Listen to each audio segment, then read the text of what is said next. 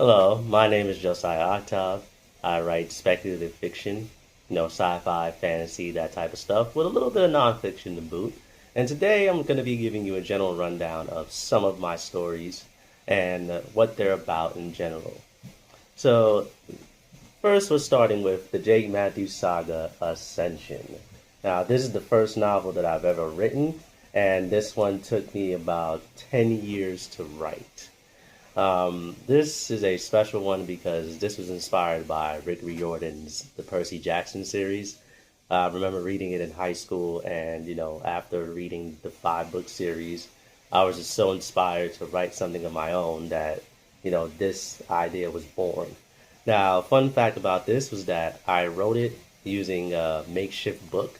So I just took some printing paper, folded it, stapled it, and then wrote the book like that. And I sometimes wrote it by hand in my journal. Now, next is the second part to that same saga. Now, this one didn't take 10 years, but it's been long overdue. Now, it's not really a big book, but hey, it drops in July. So there may be some changes, there may not be. So we'll let time tell that equation. But so far, it's about, it takes place 20 years after the events in the first book. So that means, the main character has a wife, kids, family, and this book is more so transformative.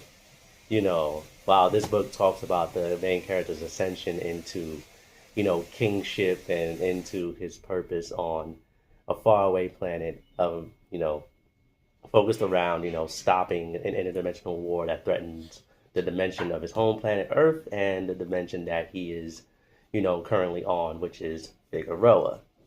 Now, this story right here, this is a dark fantasy right here. Like, this is, set in the future on the planet Vane, where there are three races of individuals that kind of run the entire planet. There's vampires, there's werewolves, and there's immortals.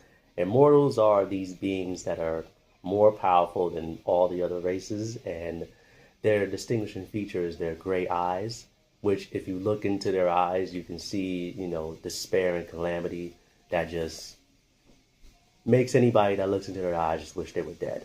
But this story is full of political intrigue. It's full of high stakes. It's fast paced. It's gritty. It's dark. It is everything that, someone who likes grim, dark fantasy would enjoy. So if you want that, I got something for you right here in this story, Immortal.